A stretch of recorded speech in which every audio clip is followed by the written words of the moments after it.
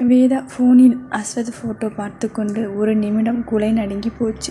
செத்து போறாராம் ஐயா. உன்னோட பிள்ளைக்கு பதில் சொல்லிட்டு போ. அந்த நிமிஷம் அந்த லூசு பிரசன்னா பேசிக்கிட்டே போனதை கேட்கலைன்னா என்னவாகி இருக்கும்?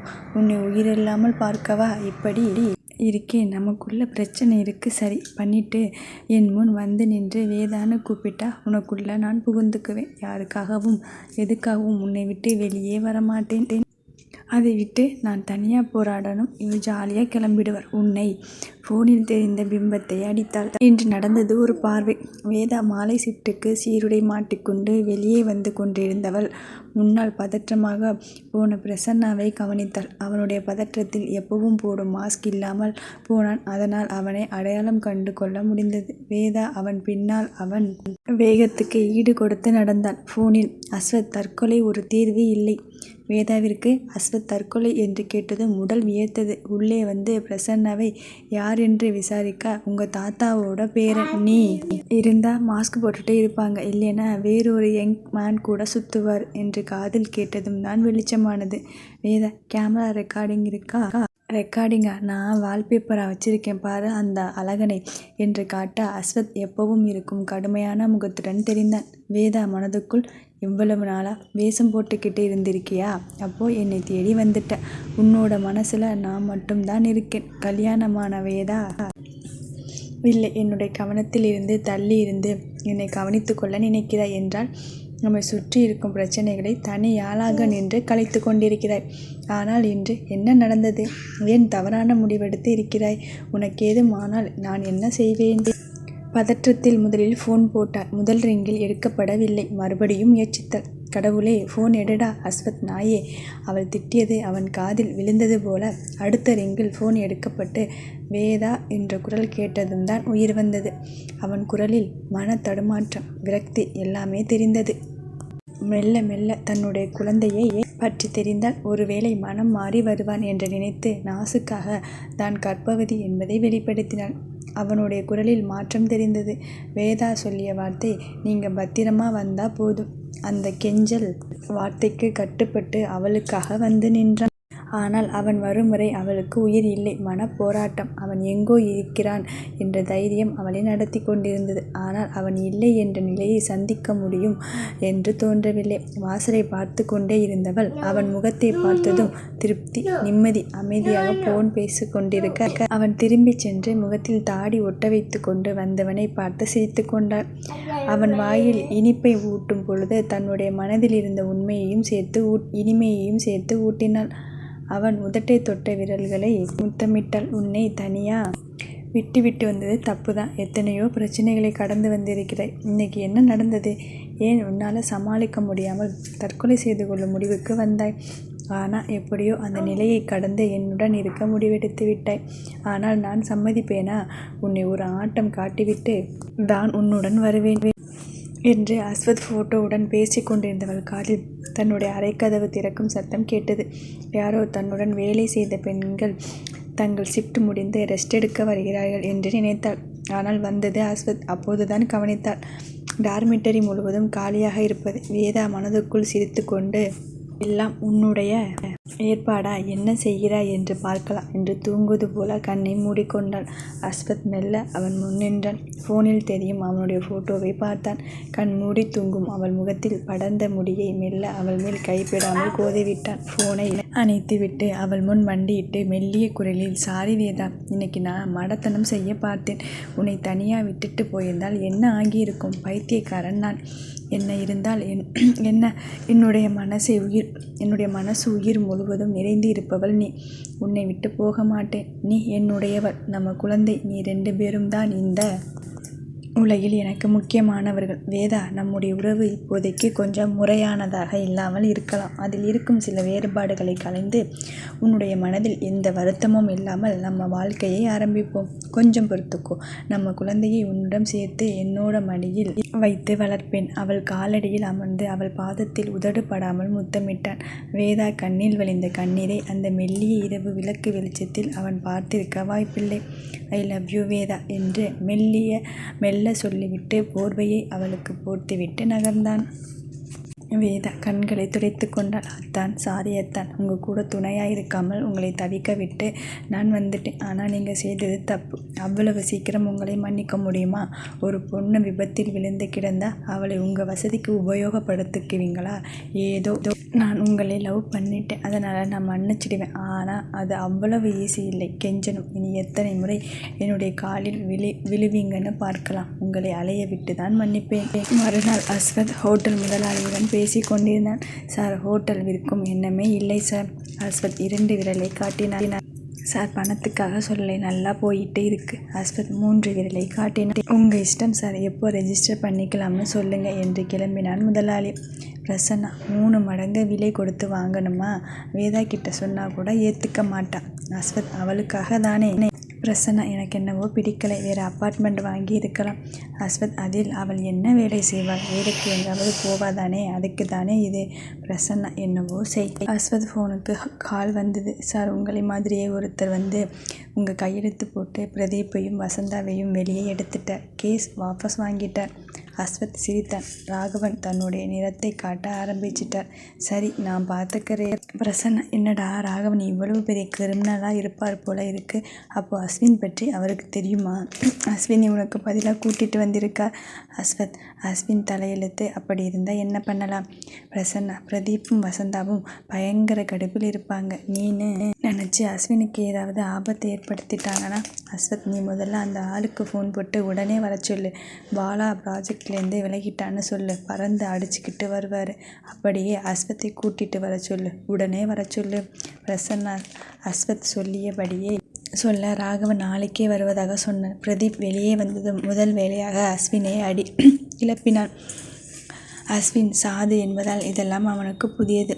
வசந்தா வெளியே வந்தவள் அவனை சாகடி போலீஸ். அம்மா, இப்போதானே வெளியே வந்தீங்க, அதுக்குள்ளே உள்ளே போக பார்க்குறீங்க? எல்லாம் போலீஸ் ஸ்டேஷன் விட்டு வெளியே போய் வச்சுக்கோங்க. அஸ்வினுக்கு ராகவன் சொல்லியதற்கும் இங்கு நடப்பதற்கும் வித்தியாசம் தெரிந்தது. ராகவன் எதையும் கண்டு கொள்ளாமல் ஃபோனில் பேசி கொண்டிருந்தார். அஸ்வின் தலையில் கட்டையை கொண்டு தாக்கினான். மண்டை உடைந்து ரத்தம் ஊற்றியது. ராகவன், டேய் விழுடா, இப்போ இவனை கூட்டிட்டு சென்னை போகணும். அவனை நெருப்பில் போட்டுட்டீங்க, இவனையும் இப்படி பண்ணினா நாளைக்கு சோத்துக்கு பிச்சை எடுக்கலாம்னு இருக்கியா? பிரதீப், இவனையா? ஆமாம், இவன் யார்? ராகவன், உனக்கு தேவையில்லாதது. அஸ்வின், வா, ஹாஸ்பிட்டல் போகலாம். பிரதீப், வசந்தா இருவரும் அஸ்வின் என்று ஒருவரை ஒருவர் பார்த்து கொண்டனர். பிரதீப் மனதுக்குள் மண்ணு மாதிரி அடி வாங்கும் போதே இவனுக்கு என்னாச்சுன்னு நினைச்சேன். அஸ்வத் இல்லையா? ராகவன் அஸ்வினை அழைத்து கொண்டு கிளம்பினார். அஸ்வினுக்கு மனதில் ஒரு நெருடல் ஏற்பட்டது. அஸ்வத் இங்கிருந்தால் அவனையும் இப்படிதான் இவர்கள் அடித்திருப்பார்களோ? வசந்தா, டேய் வா போகலாம். அந்த பையன் அஸ்வின் யாருன்னு பார்க்கலாம். இருவரும் அஸ்வினை தொடர்ந்தனர். அஸ்வினை ஹாஸ்பிட்டல் அழைத்து சென்று மருத்துவத்திற்கு அவனை உள்ளே அழைத்து சென்ற பிறகு வசந்தாவும் பிரதீப்பும் ராகவன் முன் நின்றனர். ராகவன், என்ன? வசந்தா, நீங்கள் தான் சொல்லணும். யார் இந்த அஸ்வின்? ராகவன், என்னுடைய மகன். வசந்தா, எப்படி திடீர்னு மகன்?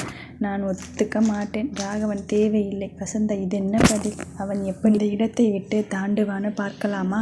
ராகவன், தொல்லை பண்ணாதே, உன்னை வெளியே எடுக்க பெரும்பாடு பட்டிருக்கேன். இவனையும் ஏதாவது பண்ணிட்டு என்னுடைய பிஸ்னஸ் ஒன்றுமில்லாமல் பண்ணிடாதே. வசந்தா, என்ன பெரிய பிஸ்னஸ்? பிரதீப், அம்மா சும்மா இரு என்றவன் மனதில் பல விதமான எண்ணங்கள் ஓடின. வசந்தா, நீ எப்போ அவனுக்கு பறிஞ்சு பேச ஆரம்பிச்ச? பிரதீப் வசந்தாவை தனியாக இழுத்து வந்து, அம்மா, இவனை நாம் உபயோகப்படுத்திக்கலாம். உனக்கு தெரியாது, காயத்ரி ஏகப்பட்ட சொத்து சேர்த்து வச்சிருக்கா. எல்லாம் எப்படி வந்தது? அப்பா சம்பாதிச்சு அங்கே கொண்டு போய் கொட்டியது. எல்லாத்தையும் நாம் திருப்பி வாங்கணும். அஸ்வத் கொஞ்சம் பிடி கொடுக்காமல் இருப்பவன். எப்படியோ அந்த வக்கீல் கோதண்டராமனை அஸ்வத் கண்ணில் படாமல் வச்சிருந்தேன். இப்போ அஸ்வத் பெயரில் அஸ்வின் போனால் கோதண்டராமன் காயத்ரியின் சொத்துக்களை கொடுத்துதானே ஆகணும். அப்புறம் என்னுடைய பெயருக்கு எல்லாத்தையும் எப்படி மாற்றிக்கிறேன்னு பாரு. வசந்தா வாயை பிளந்தாள். அப்படியா? ஊமையாட்டம் இருந்துக்கிட்டு திருட்டுத்தனமாக சொத்து சேர்த்து வச்சிருக்காளா? பிரதீப், இதுக்கே இப்படி சொல்லறியே, அதெல்லாம் நம்ம கையில் இருந்தால் பெரும் பணக்காரர்கள் வரிசையில் நாமும் இருப்போம். வசந்தா, உனக்கு எப்படி தெரியும்? பிரதீப், ஒரு நாள் காயத்ரி ரூமில் இருந்த டைரி எடுத்து படித்து பார்த்தேன். அப்புறம் அவள் குறிப்பிட்ட இடமெல்லாம் தேடி பார்த்தேன். எல்லாம் பெரிய பெரிய சொத்து. அதுக்கெல்லாம் மேனேஜர் போட்டு பராமரிச்சுட்டு இருக்காங்க. இன்னொன்று சொல்லுறேன் கேளு. சொத்துக்களை பராமரிக்கும் மேனேஜருக்கு மட்டும் சம்பளம் 1.5 லட்சத்திலிருந்து 1 லட்சம் வரை. இப்போ யோசிச்சு பாரு, எவ்வளவு சொத்து இருக்கும்னு. வசந்தா வாயில அடித்து கொண்டாள். ஐயோ, இப்படி அவளுடைய உழைப்பெல்லாம் கண்டவனுக்கும் போகுதே. பிரதீப், இனிமே நீ கண்டுக்காதே, நான் பார்த்துக்கிறேன், வா போகலாம். ராகவனிடம் சென்று நாங்கள் கிளம்புறோம், அவனை வீட்டுக்கு கூட்டிட்டு வாங்க.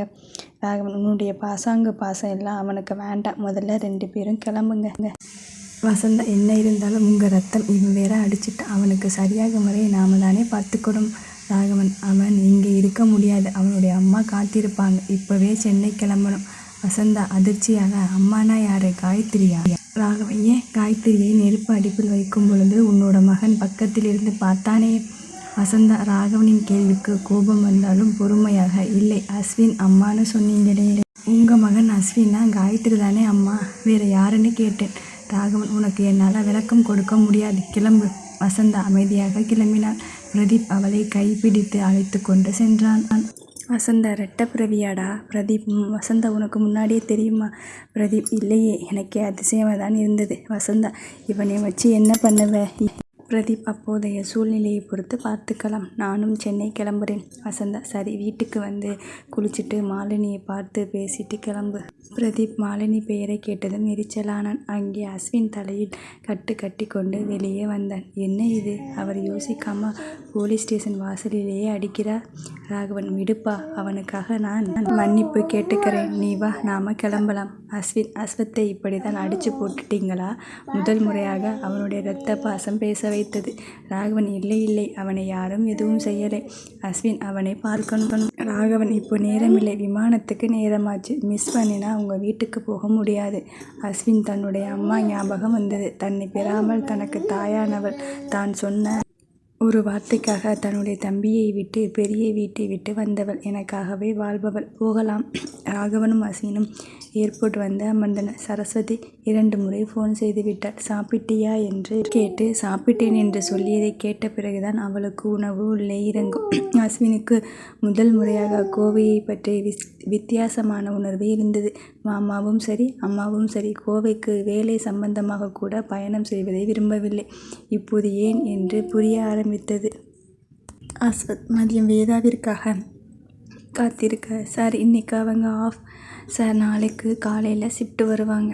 அஸ்வத், லீவா என்று ஃபோனை வைத்தவன், இன்னைக்கு சொல்லுறேன்னு சொன்னான், ஆனால் லீவா? பிரசன், அவன் மாட்டேன்னு சொல்லிட்டேன், நீ விட்டுடுவியா என்ன? அஸ்வத், விடமாட்டேன், எப்படியாவது அவளை என்னுடன் தங்க வச்சுக்குவேன். பிரசன்னா, அப்புறம் என்ன? அவளுடைய பதிலுக்காக காத்திருக்கிற மாதிரி சொல்லிட்டு இருக்க. அஸ்வத், என்ன இருந்தாலும் என்று பேசி கொண்டிருந்தவன் ஃபோன் அடித்தது. சார், நான் ஹாஸ்பிட்டல்லேருந்து கூப்பிட்றேன். அஸ்வத், ஹாஸ்பிட்டலா? எந்த ஹாஸ்பிட்டல்? பெயரை சொல்லி உங்கள் மனைவிக்கு வைத்தியம் பார்த்த டாக்டர் நான். ஒரு ஆவலில் கூப்பிட்டு, அவங்களுக்கு அடிபட்டதில் மூளையில் ரத்த கட்டி மாதிரி இருக்குது, செக் பண்ணிக்கோங்கன்னு சொன்னேன். பண்ணிக்கிட்டீங்களா? ஏன்னா இங்கே ஹாஸ்பிட்டலில் ரெக்கார்ட் படி அவங்க மறுபடியும் வரவே இல்லை. வேறு எங்காவது பார்த்துக்கிறீங்கன்னா ஓகே. அஸ்வத் அதிர்ந்தார். மூளையில் கட்டியா? டாக்டர், என்ன சார் தெரியாத மாதிரி கேட்குறீங்க? கிட்டத்தட்ட 8 மாதம் ஆகிடுச்சு. இப்படி கவனம் இல்லாமல் இருந்தால் எப்படி? உங்கள் மனைவி கிட்ட சொல்லி தான் நான் அனுப்பினேன், அவங்க சொல்லலையா? அஸ்வத் உடைந்து உட்கார்ந்தான். அதனால் எதுவும் ஆபத்து இல்லை தானே? டாக்டர், சார், கட்டி வளராத வரை எந்த பிரச்சனையும் இல்லை. வளர்ந்ததென்றால் கண் பார்வை பாதிக்கவோ பேச்சு பாதிக்கவோ இல்லை ஞாபக மறதி அதிகமாகவோ வாய்ப்பு இருக்குது. ஆனால் செக் பண்ணாமல் சொல்ல முடியாது. பிரசன்னா சார் அவங்களை ரொம்ப அக்கறை எடுத்துக்கிட்டு பார்த்துக்கிட்டார். அந்த ஒரு அக்கறையில் தான் நான் கேட்டேன். அஸ்வத், நான் பார்த்துக்கிறேன், அவங்களை செக்கப் கூட்டிகிட்டு வரேன். ஃபோன் வைத்தவன் பிரசன்னாவிடன், வேதா மூலையில் கட்டியிருப்பது உனக்கு தெரியுமா? பிரசன்னா, தெரியும், நான் அவளை கொண்டு வந்து விடும்போது அந்த பொண்ணு யாரோ, அதனால் நான் பெருசாக அக்கறை எடுத்துக்கலை. ஆனால் பிறகு எல்லாமே பிரச்சனை, மறந்துட்டேன். அஸ்வத், பயமாக இருக்குது, இப்போ மாசமாக வேற இருக்கா, திடீர்னு ஏதாவது ஆச்சுன்னா நான் அவளை ஹாஸ்டலில் பார்த்துட்டு வந்துடுறேன் என்று கிளம்பினான். ஹாஸ்டல் வாசலில் நின்று வேதாவிற்கு சொல்லி அனுப்பினான். அவனை காத்திருப்பு அறையில் இருக்க சொல்ல அவளோ தூங்கி கொண்டிருந்தவள் அப்படியே எழுந்து வர வெளியே நின்று இருந்த அஸ்வத்தை பார்த்து மனதுக்குள் நினைச்சேன் வருவேன்னு என்று சொல்லிக்கொண்டு, என்ன தாத்தா இவ்வளவு தூரம்? அஸ்வத், இன்னைக்கு சொல்லறேன்னு சொன்னேன், ஆனால் இன்னைக்கு லீவுன்னு சொல்லாமல் போயிட்டேன், அதான் வந்து. வேதா, என்ன சொல்லறேன்னு சொன்னேன், ஞாபகம் இல்லையே? அஸ்வத்துக்கு தூக்கி வாரி போட்டது. ஞாபகம் இல்லையா? நாம் 2 பேரும் சேர்ந்து ஒரு வீடு எடுத்து தங்கிக்கலாம்னு அதை பற்றி கேட்க தான் வந்தேன். வேதா கொஞ்சம் விளையாட நினைத்து அஸ்வத்தை நெருங்கி அவனோட சட்டை பொத்தானை நோண்டி கொண்டு, என்ன தாத்தா இது, இன்னைக்கு வரலைன்னா நாளைக்கு சொல்லுவேன் இல்லை? அஸ்வத் அவளுடைய நெருக்கத்தில் கிறங்கினான். அஸ்வத் அது நாக்கு பிறண்டது. வேதா மனதுக்குள் சிரித்து கொண்டே, என்ன தாத்தா நாக்கு ரோல் ஆகுதா, வயசானா அப்படிதான். அஸ்வத் அவள் தன்னை கிண்டல் அடிப்பதை உணர்ந்து, இல்லை, உடம்பு எப்படி இருக்கு? வேதா, என்ன தாத்தா கோவிச்சுக்கிட்டீங்களா, மிரட்டுறீங்க? அஸ்வத், இல்லை, அது அப்படி இல்லை, நல்லா இருக்கியான்னு கேட்டேன். வேதா நைட்டியுடன் இருந்தவள் அஸ்வத் பின் திரும்பி காட்டி, நல்லா இருக்கேனா? அஸ்வத் முழுவதும் கட்டுப்பாட்டை இழந்தான். ஆனால் இவளோ வேண்டுமென்றே அவன் உணர்ச்சிகளை தூண்டிக் கொண்டிருந்தாள். அவள் தோளை பிடித்து தன்னுடைய கையளவு தூரத்தில் நிறுத்தி, ஹாஸ்பிட்டல் போகலாம். அவளோ வேண்டுமென்றே குனிந்து எதையோ எடுப்பது போல் பாவனை செய்தாள். அஸ்வத் கண்களுக்கு அழகான காட்சி கிடைத்தது. எதுக்கு என்றாள். அஸ்வத் பார்வையை விளக்க முடியாமல் திணறி வாய் குளறி, இல்லை சும்மா என்று திரும்பிக் கொண்டான். வேதா சிரிப்பை அடக்க முடியாமல் அடக்கினாள். வேதா, எனக்கு புரியலை, எதுக்கு இங்கே வந்தீங்க? அஸ்வத், வீடு பார்த்துட்டேன்னு சொல்லதான் என்று திரும்பி நின்றவன் அவளை பார்க்க அவளோ கையை தூக்கி தலைமுடி முடிந்து கொண்டிருந்தாள். அஸ்வத் அடுத்த நொடி அவளை அனைத்து முத்தமிட துடித்த உணர்வுகளை அடக்கி கொண்டு, நாளைக்கு பேசலாம் என்று வேகமாக நடந்து ஹாஸ்டல் வரவேற்பை தாண்டி கேட் தாண்டி வெளியே வந்து நின்று மூச்சு வாங்கினான். வேதா அவனின் ஓட்டத்தை கண்டு விழுந்து விழுந்து சிரித்தாள்.